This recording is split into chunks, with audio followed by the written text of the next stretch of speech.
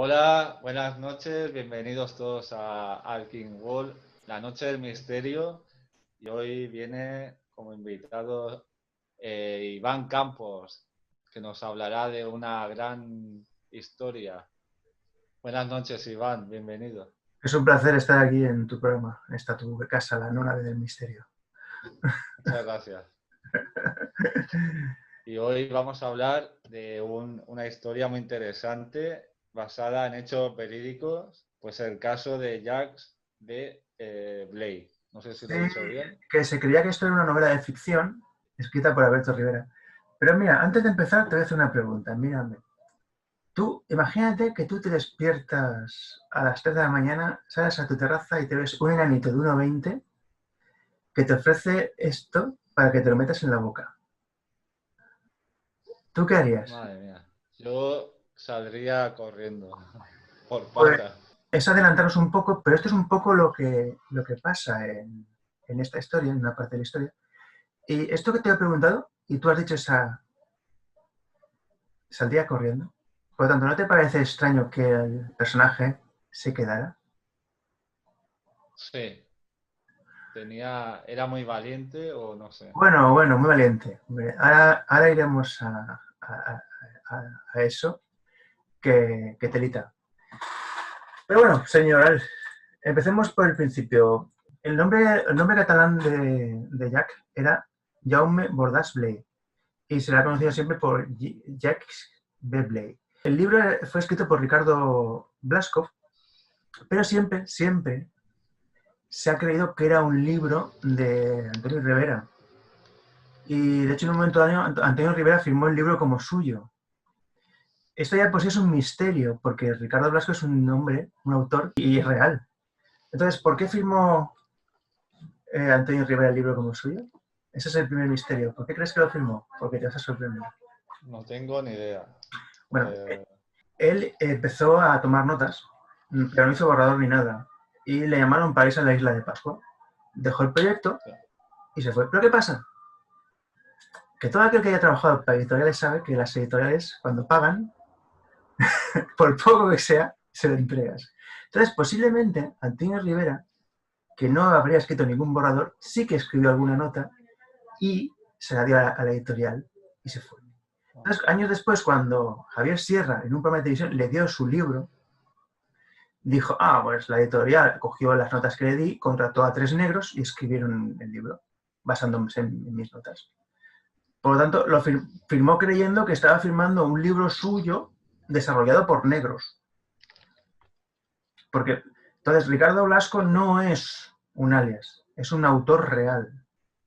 Y posiblemente existe hoy en día aún el borrador del libro de Ricardo Blasco y posiblemente las pocas notas que escribía Antonio Rivera también estarían en posesión de Ricardo Blasco cuando escribió el libro. El libro es un libro de Ricardo Blasco, o sea, él hizo el trabajo. Aunque le dieran las notas, bueno, las pocas notas, porque ya ves lo poquito que escribiría. Si la editorial te paga, tú entregas. Claro, Y ese es el secreto normal. de por qué siempre se ha creído que era un libro de Antonio Rivera y por qué mismo Antonio Rivera firmó el libro como suyo. ¿Qué te parece? Se quería coger el mérito también, ¿no? No, para nada, pero vamos a ver, si Antonio Rivera tenía ya todo finiquitado. O sea, ¿qué mérito? Si ya lo tenía todo, era que decir. Eh, lo que pasa es que, claro, también le entiendo de que si yo escribo 4 notas y me voy y dejo el proyecto, tampoco me gustaría que mi nombre estuviera en un libro no mío. Vale, sí, el libro se puede cimentar en lo que yo he escrito, pero no es un libro mío. Claro. Pero bueno, también hay que decir que esto es una biografía y que todo el mundo pensaba que era una novela de ciencia ficción. Y nos encontramos al que Blake es real. Eso es lo más extraño, ¿no? Y tú cuando estabas viendo el material que te pasé de Blake, ¿qué pensabas? ¿Qué te ha parecido esta historia? Pues una historia de las pocas que pueden ser reales y podrían hacer una película perfectamente, porque es muy interesante la historia de este hombre. 60 años antes de que hubiera el primer eh, noción o conocimiento ovni, antes del contactismo. O sea, posiblemente este es el único caso de contactismo real. Y es más, hay muchos datos aquí que están ocultos, pero que a la vista de buen analista se pueden ver. Y de hecho, cuando te los muestre, te va a sorprender más todavía. Pero bueno, una vez hemos dejado claro el misterio de por qué Antonio Rivera firmó este libro. Porque todo empezó en el año 1911. No, bueno, a ver, ellos vivían en Barcelona, eran una familia pudiente, o sea, de comodidad económica. ¿Y qué pasa? Que su hermana pues era una mujer bella, era mayor que él, y cogió viruela. Pero la viruela le desfiguró y le enajenó. Entonces su hermana, que compartiría patrones genéticos con él, desarrolló lo que era lo que se conocía como escritura automática. Y hablaba. Claro, y estaba recluida, cosa que hacen los místicos. De forma indirecta estaba haciendo todo lo que hacen los místicos. Y al estar recluida en un espacio cerrado, a oscuras, estimulando la glándula pineal, con enajenación mental. Que es curiosa la combinación. Pues sí. Se expande la conciencia. Y puedes o hablar solo o con alguien. El problema es que como estás enajenado, no sabes si estás hablando solo o con alguien realmente. Claro. Pero Realmente... por lo que podemos ver después en la historia, sí que puede ser que estuviera hablando con alguien porque le dijo cosas a su hermano y se deja ver que hizo dibujitos con quién hablaría luego su hermano. Hostia, qué interesante, ¿eh? Y Bueno, podemos decir que era una familia de Cataluña, sí, ¿vale? Y bueno, que estuvo encerrada la hermana, o sea, Ángela, hasta los 37 años, ¿no? 37, 8, 9, 10, 1. Muy cabalístico, ¿no? Sí, ¿eh? Hostia. Si te das cuenta, no hay elementos al azar, todos tienen un significado. Este hombre, esto es adelantarnos un poco en el tiempo, pero este hombre fue un místico, tuvo un despertar espiritual de comprensión y llegó a un estado de conciencia elevado, que por sí solo podía haber llegado, pero la ayuda extra que le dieron fue lo que le permitió llegar a ese estado elevado. Y evidentemente esta familia tenía una genética determinada que les hacía proclive a ello. Porque si ya vemos que la hermana podía entrar en estados alterados de conciencia, no fueron, o sea, no fue porque sí, le buscaron. O sea, no bajemos y al primero que veamos le cogemos. No. Cuando tú haces un Entonces, estudio, sería porque ya lo estaban vigilando y estaban viendo lo que él estaba... sí, veían las posibilidades que tenía. Es Las más, posibilidades. Sí. posiblemente les estudiaran desde, no voy a decir generaciones, pero sí que les estudiaron. Porque tú cuando vas a hacer un estudio de una especie animal, no coges al primer espécimen. Sigues varios especímenes y eliges al más capacitado para tu estudio. Luego le marcas, le pones una pulserita o un chip y lo sueltas en la naturaleza y le rastreas. Fíjate lo que acabo de decir. Lo que hace el ser humano con animales inferiores. ¿No? Sí, sí. Eso me suena lo que están diciendo por ahí. Vale. Y bueno, empezó todo el gran cambio en el año 1921. Sí. Es por lo que te he comentado de que él se despierta una noche a las 3 de la madrugada, sale, se ve la V, el triángulo, el fenómeno ovni y una figura de 1,20 m Hostia. que le ofrece una cosa como esta, con sabor a asfalto, y que le cambia. Ahora bien, ¿esto por qué tenemos que pensar que es real? Porque, como tú bien has dicho, saldrías corriendo. aquí tenemos ya dos cosas que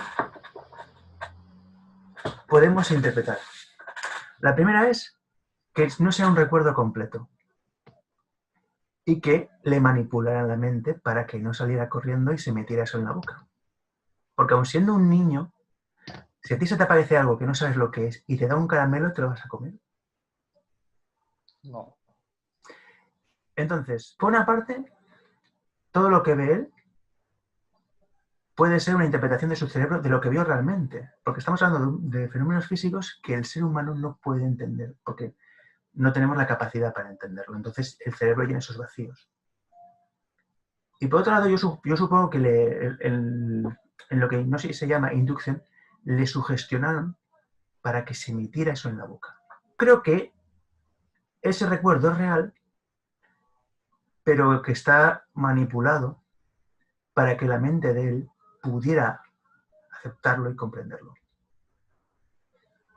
¿Qué te parece esto? Madre mía. O sea, tenían poderes telepáticos. Espera, que ahora vamos a lo mejor. El caramelo que le dan que sabe alquitrán. Y que a raíz de comerlo, desarrolla una habilidad mental increíble y un cambio físico increíble. ¿Tú por qué crees que es? Y estamos en 1921. Porque, bueno, le dijeron que era el protegido y entonces, claro, dándole eso, le iban a cambiar unas cuantas, ¿Tú bueno, sabes en qué consiste? su metabolismo, ¿no? ¿Tú sabes en qué consiste la terapia genética? La terapia genética consiste en introducir una serie de genes en tu ADN por medio de un retrovirus para conseguir una serie de cambios físicos y mentales. Fíjate tú atando cabos, ¿eh? Algo que le cambiaría su ADN. Sí, y de ahí expandió la conciencia. Tal. También, ahora aquí, mira, a ciencia cierta, por la descripción que da, eso es un cambio biológico. Y ahora voy a decir otra cosa que esto no lo puedo, hasta que no tenga más datos, no puedo defender la hipótesis. La hipótesis del cambio genético es evidente, porque experimenta de la noche a la mañana un cambio psíquico, físico, con una alteración biopsíquica. Vamos, blanco y en botella, lo has visto en el material. Sí, ¿Por qué? ¿Porque te comes un trozo de metal? Vamos. Por favor. ¿De qué otra forma se puede decir? Tú que, por ejemplo, ¿tú qué pesas y cuánto mides? ¿Cuánto mido? Sí. 1,81 y peso 69 más o menos. Vale. Y si yo te doy un caramelo y en 3 días pesas 100 kilos y no de gordo, ¿qué vas a pensar? Pues que me has metido algo muy, muy potente, ¿no?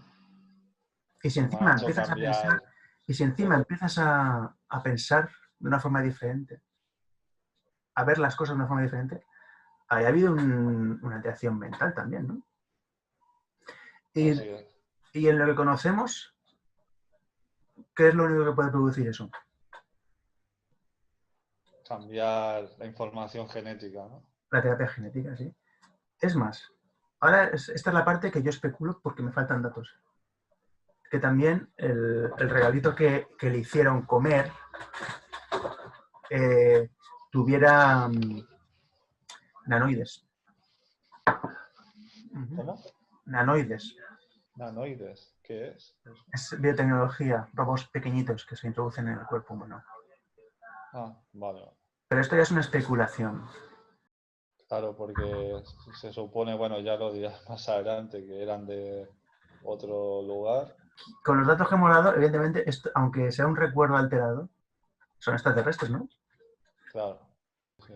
Entonces, por un lado, con los indicios que dan por la descripción, haya habido una alteración biológica en el individuo. Y también deduzco por lo que va a haber en el futuro que como lo tienen monitorizado, también tenga nanoides dentro donde lo pueden controlar. No, o sea, que no conocías el término nanotecnología. Sí, nanotecnología sí, pero lo de Ah, pero bueno, nanoides. pero esto es una especulación mía.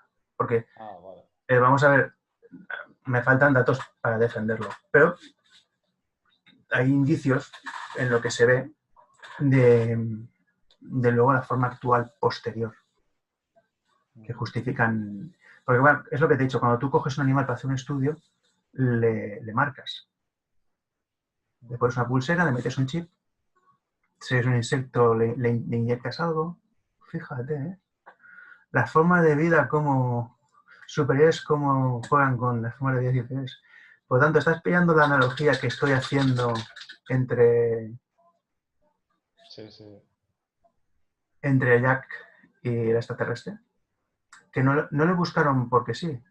Buscaron, posiblemente tendrían varios candidatos, buscaron al candidato con unas condiciones idóneas para su estudio y para lo que ellos necesitaban después. Entonces, si ¿quieres resaltar alguna cosa del incidente de 1921? Bueno, pues. Bueno, sí, lo has explicado, que se tomó, le dieron un objeto cuadrado y eso, y al día siguiente ya empezó a notar diferencias, que Sí, no, tenía más el, fuerza. sí, sí, fue un fisioculturista. Y encima su capacidad mental se multiplicó. Leía, o sea, en una noche se podía leer un libro. Sí. Y evidentemente también sus otras capacidades cognitivas se multiplicaron. Pero ¿tú por qué crees que le dieron esos dones? Bueno, yo creo que sería, no sé, para que se pudiera expandir, ¿no? Y Es un sujeto de prueba. eso, Y cuando vale, tú haces como, y el sujeto de prueba tiene dos funciones. O bien un seguimiento en una población o una función determinada en esa población. mm, Creo que es lo segundo. ¿Por qué? Porque si fuera una misión de seguimiento, no se hubieran complicado tanto la vida, lo hubieran marcado como hubieran hecho otras veces en otras traducciones y lo hubieran soltado. ¿Para qué hablar con él? ¿Para qué complicarnos la vida? Ahora bien, si tú tienes que interaccionar con el animal, se puede crear un vínculo con el animal. Un ejemplo es un cámara, esto es un ejemplo real, ¿eh? Un cámara de documentales del National Geographic que estuvo siguiendo durante 15 años a un leopardo. Y hubieron dos hechos increíbles en la vida de ese leopardo.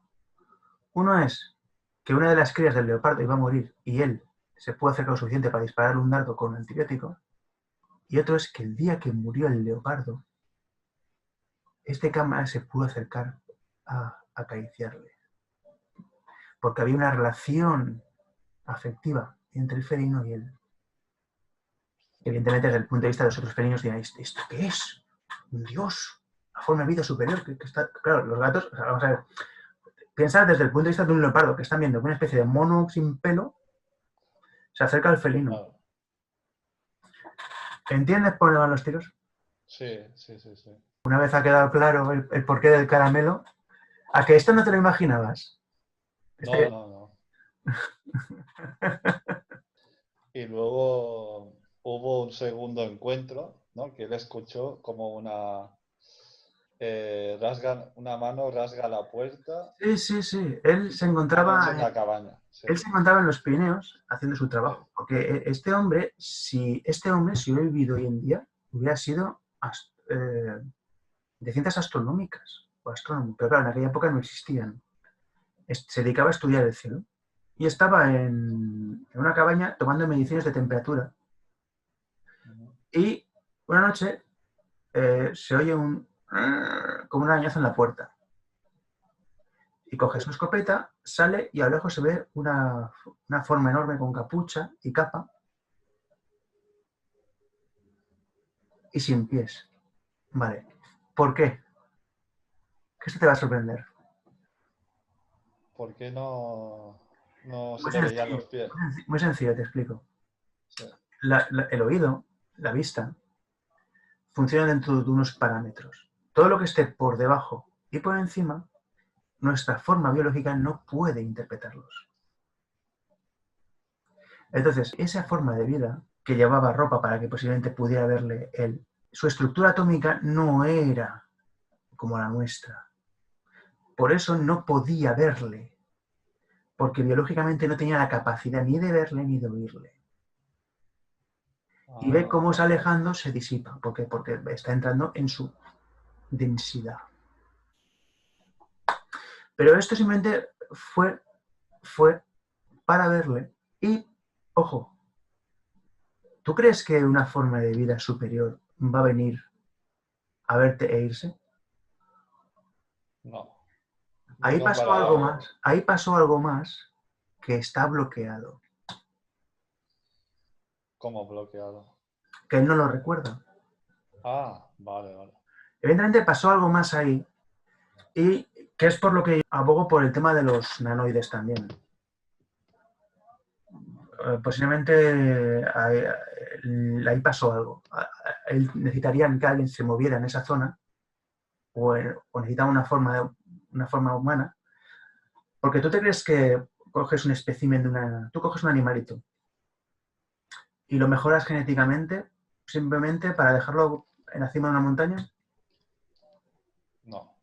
Entonces lo que te quiero decir es que una cosa es lo que él recuerda de ese segundo incidente en la montaña y otra cosa es lo que pasaría. Que evidentemente ahí pasaría algo. O sea, ¿tú te crees que va a venir un ser de otro planeta a despertarte e irse? No tiene sentido. Pero lo que sí tiene sentido es que necesitaran a ese espécimen para algo en la Tierra. Una misión, ¿no? Por ahí van los tiros. Pero si te das cuenta, no las recuerda o las recuerda alteradas. Que ahora sería el siguiente punto, que serían lo de los nórdicos, ¿no? Sí, ¿en qué año estamos? ¿En qué año estamos? En el 1921. No, 51, 51. 51. Sí. Vale. Pues aquí, fíjate, aquí ya está por el mundo pulando Antonio Rivera. En Andorra, ¿no? ¿Sí? Sí. ¿Esto? Vale, vale. Fíjate el caso, ¿eh? Unos elementos altos, tipos nórdicos. El nórdico, un humita, pero que no es un humita. Pues están los nórdicos. Los de la Hermandad Blanca, que viven en una isla interdimensional tipo perdidos, donde están con otros grandes iluminados y otros seres interdimensionales según la cultura popular. Vale. Es que estos seres le piden que les suba leche y pan. Y les pagan con oro alquímico. O sea, oro atómico hecho por ellos. Porque el Blake va al joyero y el joyero flipa con la calidad de ese oro. Porque nunca ha visto un oro puro. Estamos hablando de un oro hecho en laboratorio. Vale.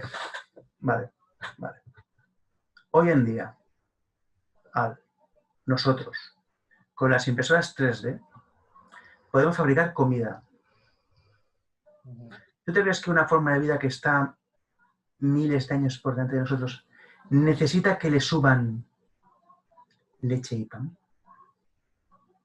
No.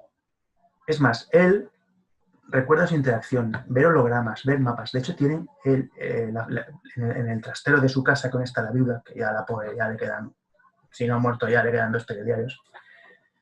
Habrá material nórdico real en un trastero de Barcelona. Esto parece un chiste, ¿verdad? Posiblemente una prueba de una civilización extraterrestre y está en un trastero de Barcelona. Coño, tendrían que tirar la puta puerta abajo y recuperarlo.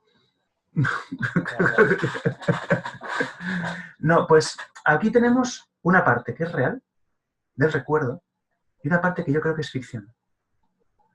La parte real es la interacción que tiene con los nórdicos, que se hace amiguete de ellos, que le enseñan su tecnología, parte de su tecnología, bueno, miento, le enseñan más. Otra cosa es lo que él recuerde. Le enseñan hologramas, mapas, la tecnología de la cúpula en la que están. Entonces, ¿tú te crees que unos nórdicos van a coger a un recadero humano? ¿A un superhombre, literalmente? Pero porque este hombre, o sea, los circos querían que este hombre fuera por la fuerza que tenía. Fuerza alterada, evidentemente, por la alteración genética y posiblemente la nanotecnología. Evidentemente, los nórdicos lo usaban para algún tipo de misión de campo, que ellos no podían acceder y necesitaban un machaca y le mandaban a este. Y vete tú a saber lo que haría este tío con su otra personalidad. Porque pues, la mente humana es, para aquellos que conspiranoicos conozcan Enemica Ultra, se puede fraccionar. Y está la fuga psicocinética, que es que en un momento dado tú entras en fuga y te cuentas una historia. La mente también se puede alterar, por ejemplo, en los asesinos para cometer asesinatos específicos.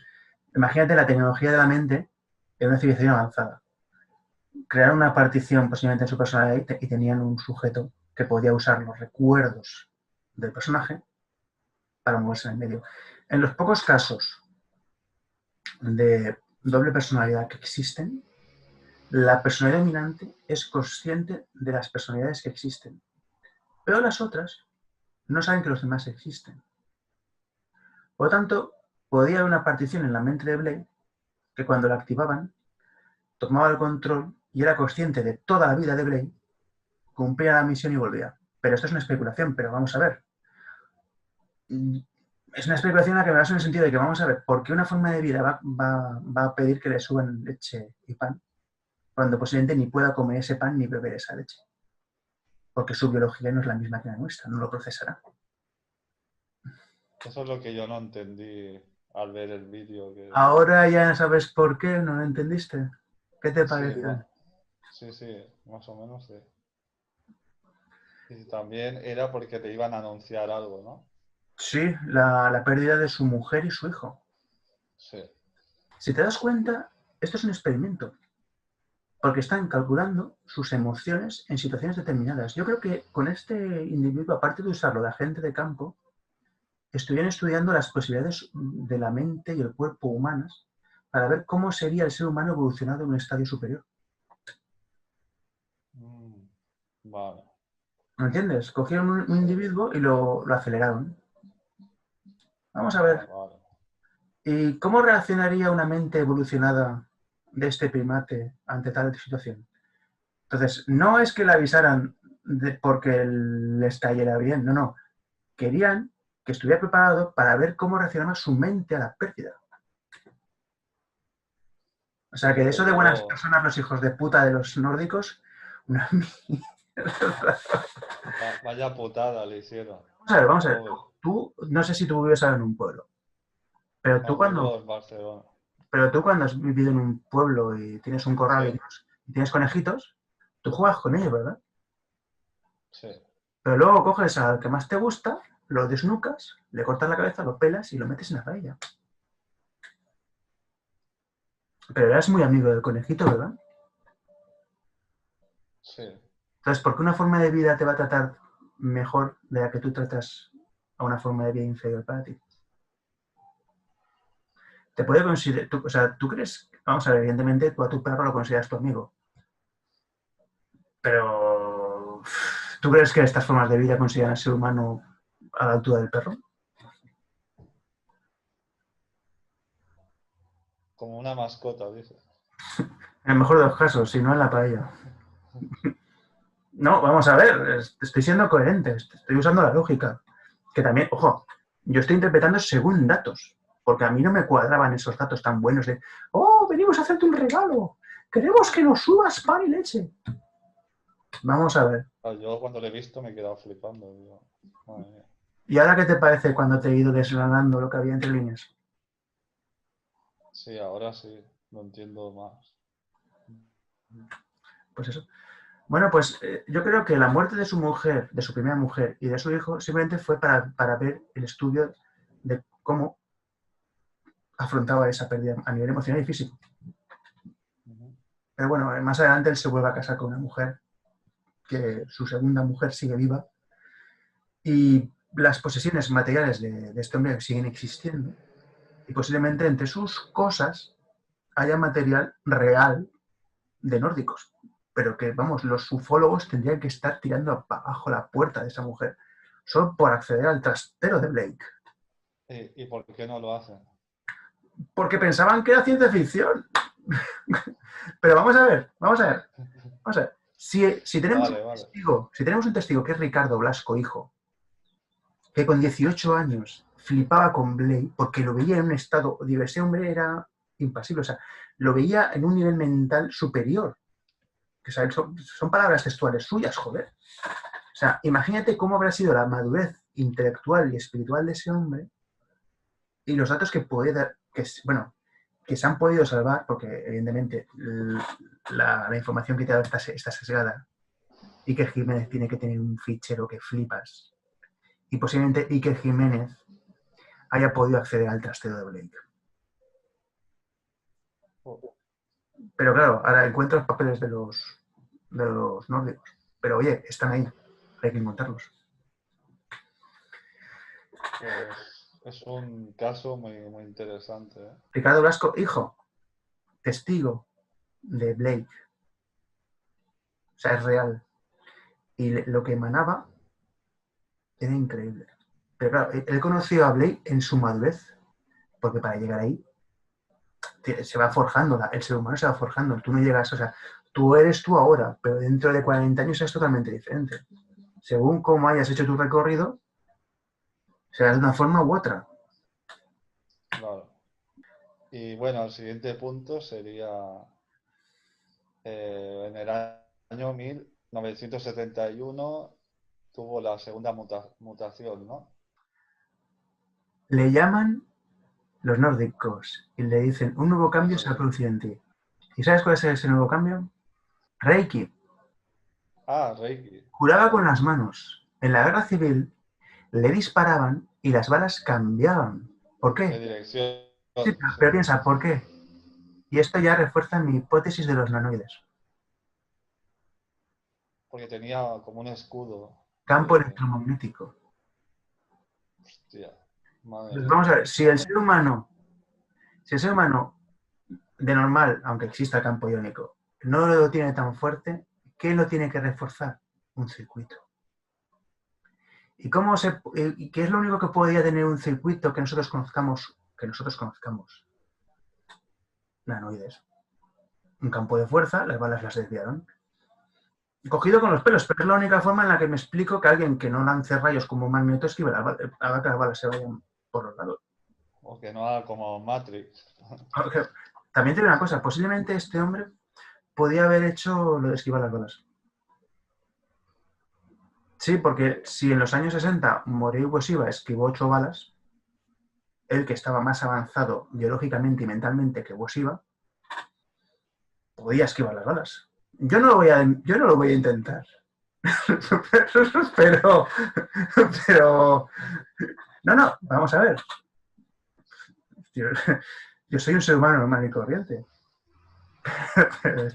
Pero si a este hombre su campo electromagnético, que yo creo que es por tecnología, Ah, no hubiera funcionado, las hubiera esquivado.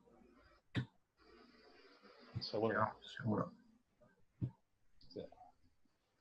Sí. Otra cosa importante, que esto ya me lleva más fuera de tecnología y me lleva más a la alteración de la mente, es que él podía encontrar objetos. ¿Te acuerdas esa cosa del medievo con el péndulo? Pues a él Sí, no le hacía sí, falta el sí. péndulo. Lo encontró. Está ahí bajo el sofá. Y lo del Reiki es porque seguramente le conectaron con los... A ver cómo le puedo decir esto sin que me tiren piedras. Los Con los, chakras. con los planos sutiles, energéticos del universo y lanzaba la energía ahí con la mano. Y curó a gente. Pero a niveles superiores que el ser humano no se pueden imaginar, porque estuvo lanzando energía a una mujer durante 1 hora y le curó. Claro, el Reiki actual, suponiendo que funcione, que yo no lo tengo muy claro aún, no sé Tampoco. si en 1 hora puedes curar a alguien. Pero ojo, a lo mejor me sorprendo y un día encuentro una evidencia de que sí que funciona. Es que, claro, igual que estoy analizando esto y encuentro indicios que me llevan a estas hipótesis, y cuando lea y cuando tenga acceso al material íntegro, sacaré mucho más. Pues oye, si consiguieron crear un campo de fuerza para que esquivara las balas, o bueno, para que las balas se fueran. Y si consiguieron mejorarle genéticamente, ¿por qué no van a conseguir que lance energía curadora? ¿No? Claro. Sería más creíble que todo lo anterior. Hostia. Lo bueno es que también te hubieran dado el poder de volar también o algo así. No te pases. No te... Eso ya hubiera sido... En julio tendré el libro íntegro, son 198 páginas, y podré sacar mucho más. Entonces, esto es lo poquito que, con los datos que te he dado, o con los datos que hay, que son pocos, hasta la reedición del libro. Y ojo, hay datos que solo ha podido acceder Iker Jiménez. Porque no olvidemos que el material íntegro de la vida de Blake lo tiene Iker Jiménez. Y solo ha enseñado esto. Porque lo que ha podido contar esa mujer de toda su vida con Blake, telita. Pero no entiendo. ¿Por qué no le han hecho alguna entrevista a la mujer de...? Sí, pero tú has visto un fragmento. Pero esa información... Sí. Esa Pero información más entrevistas. no, tienen horas. O sea, pero Iker Jiménez es muy listo y sabe que esto es un valor que se revaloriza en el tiempo. Y un segundo libro de Blake, aportando datos nuevos, porque ojo, no te olvides de que este libro es de finales de los 60. Blake continúa viviendo unas décadas más. ¿Qué pasaría en esas décadas en las cuales ya estaba evolucionado mentalmente y espiritualmente? Telita, ¿eh? Telita lo que puede haber contado la mujer después del libro de Ricardo Blasco. La información la tenemos sesgada. La tenemos desde principios del siglo XX hasta el año 68, pero del año 68 hasta que muere Blake, ¿qué pasó? Y eso solo lo ha podido contar la mujer. Y es más, pruebas físicas están en el trastero de esa mujer. Ya no solo los planos reales que le dieron los nórdicos a Blake, que son pruebas físicas de que existen los nórdicos. No sé si serán extraterrestres o no, pero de que son nórdicos, por la descripción de los ojos, tipo humitas, blanco y en botella. Y es más, esto te va a encantar. ¿Cómo era la voz de los nórdicos? La voz de los nórdicos creo que era como muy... Bueno, era telepática, ¿no? No, 1951. Una voz Sí, grave. robótica.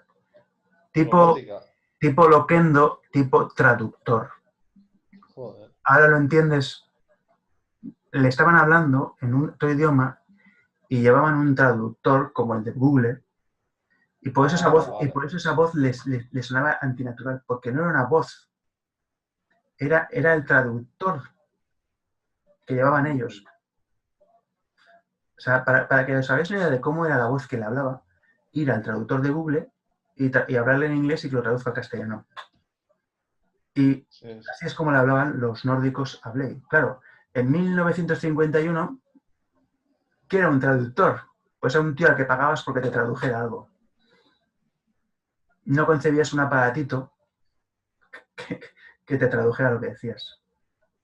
Fíjate tú, la tecnología, cuando la conoces, la puedes reconocer en el pasado. Sí, es verdad.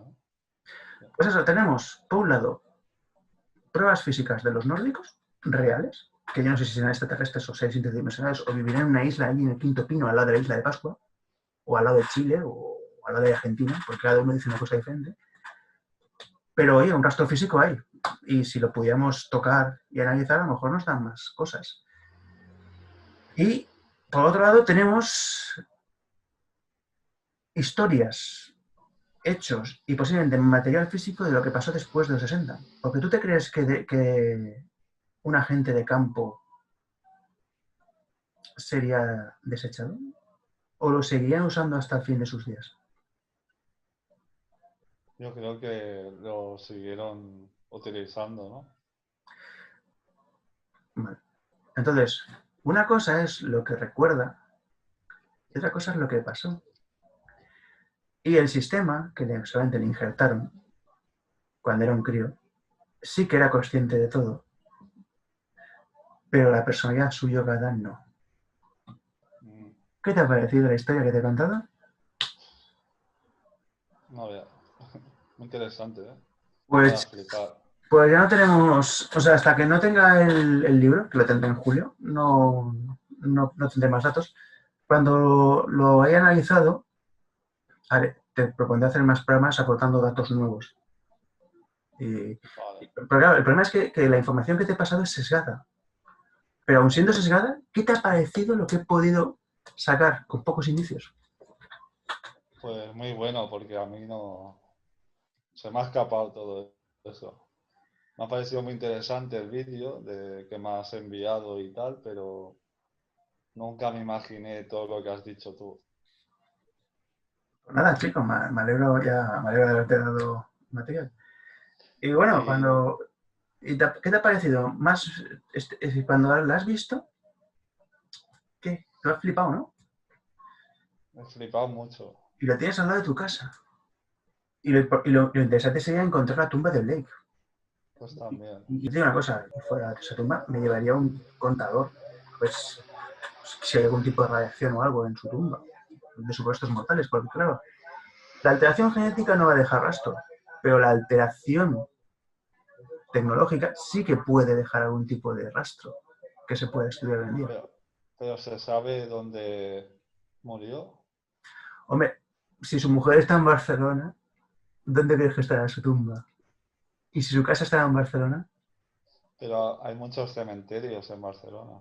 sí, es una ciudad que se remonta al Imperio Romano, sí, habrá muchos muertos, pero ¿ves? Ahí radica el trabajo de investigador, ¿eh? Sí, sí, es verdad. O sea, fíjate, si fuera fácil, lo haría todo el mundo. Claro, sí, sí. Podría ser uno de los descubrimientos más importantes.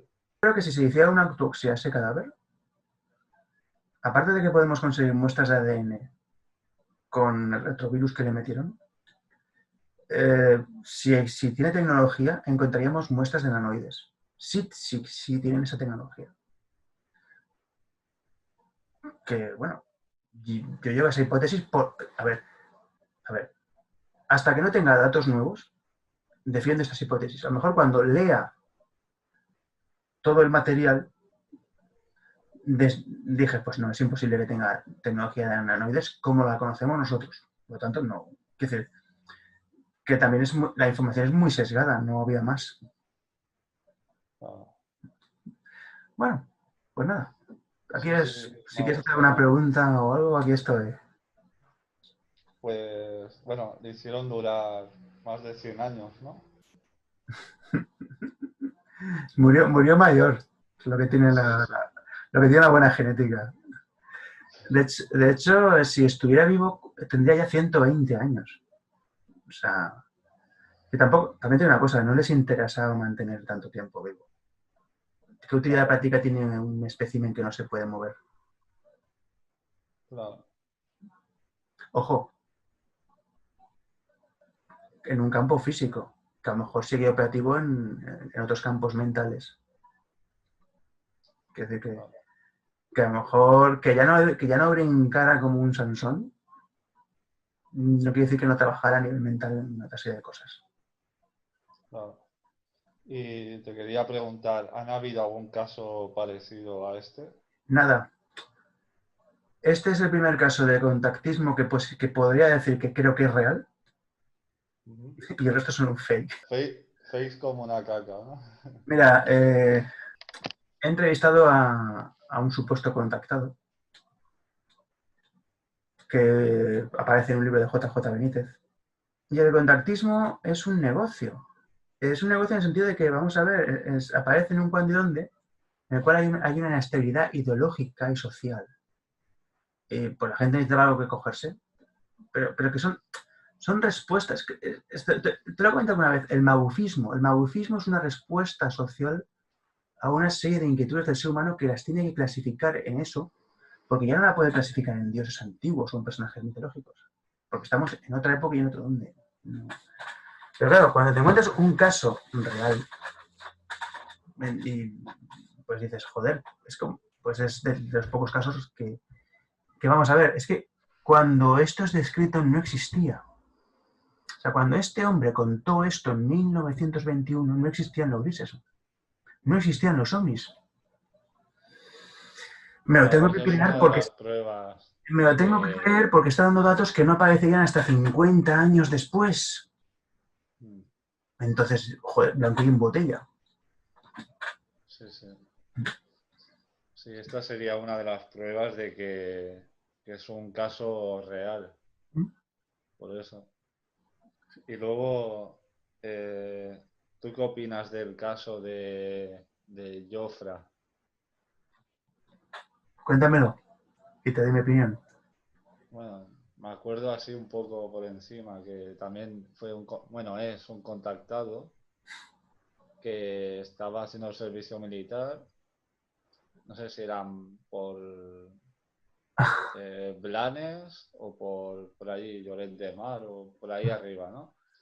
Sí. Sí, la Costa Brava. Y bueno, Ah, es el de eh, el de la forma luminosa que entra, le dispara sí, que salió, y sí, que dispara, que lo escucha mandan un al Tesla, psiquiátrico, ¿sí, no? sí, algo así, sí. Bueno, pues eso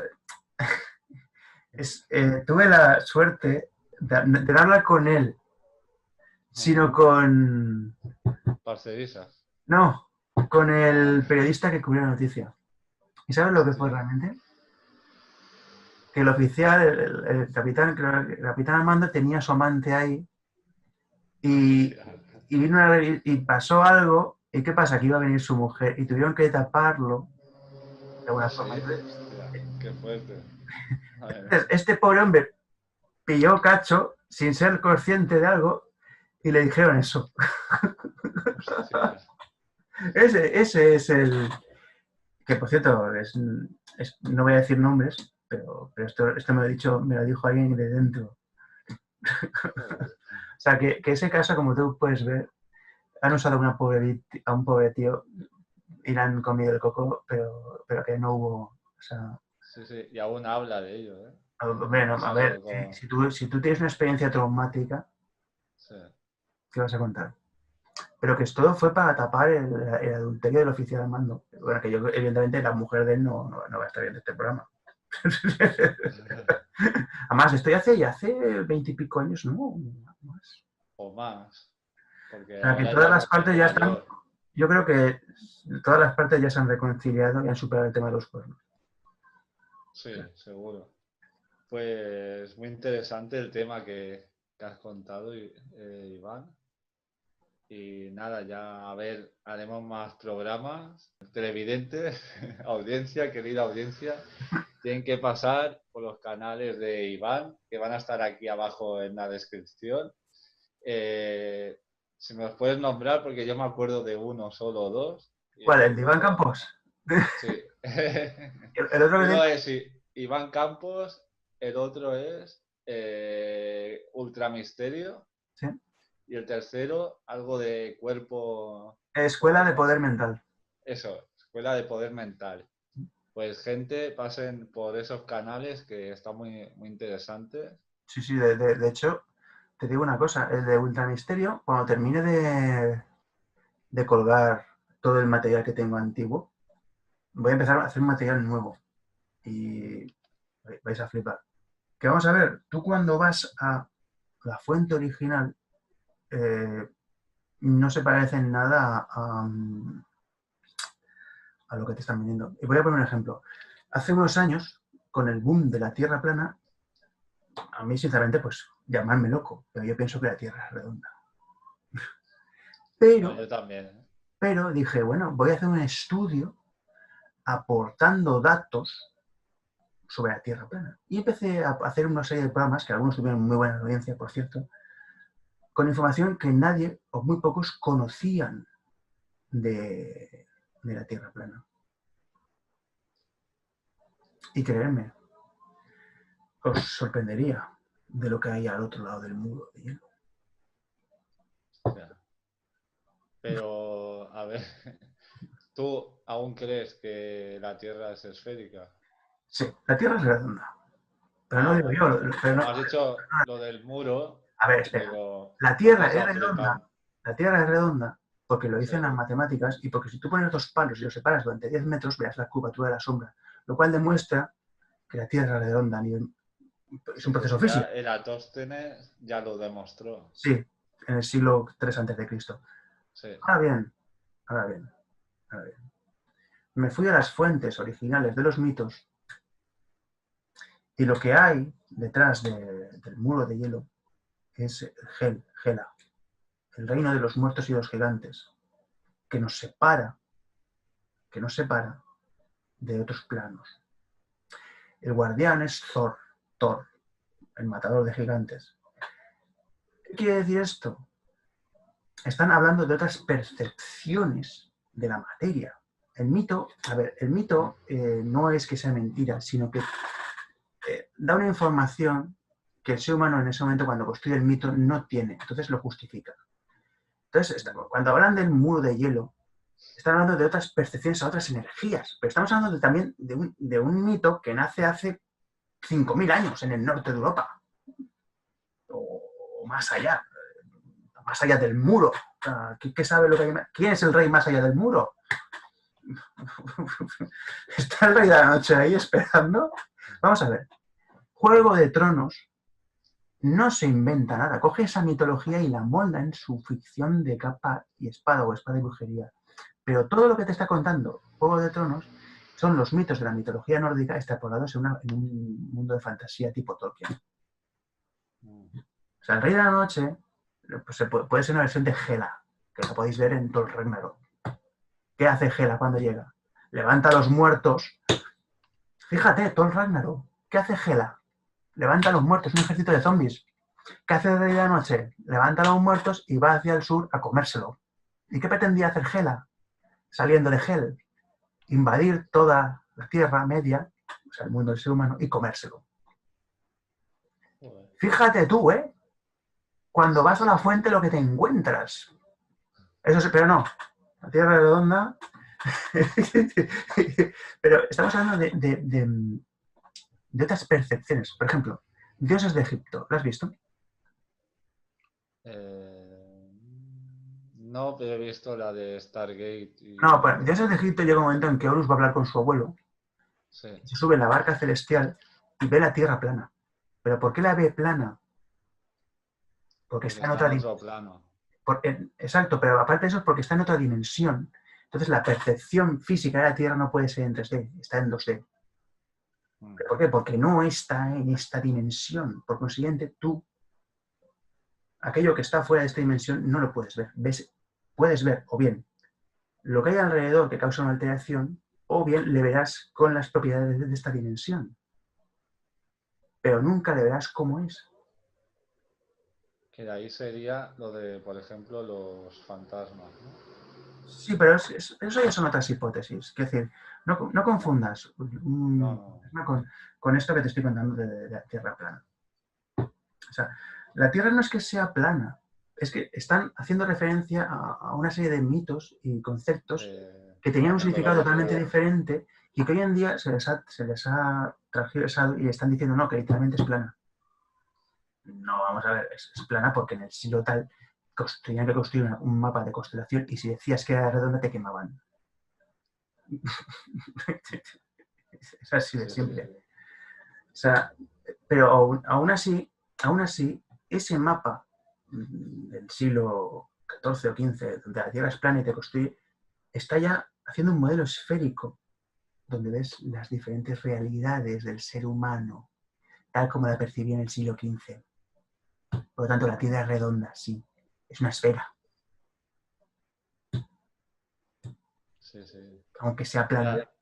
Eso podríamos hacer un programa muy interesante, podríamos hacer otro día de... Sí, podemos hablar un día, me lo puedo preparar y recuperar la información de... Sí.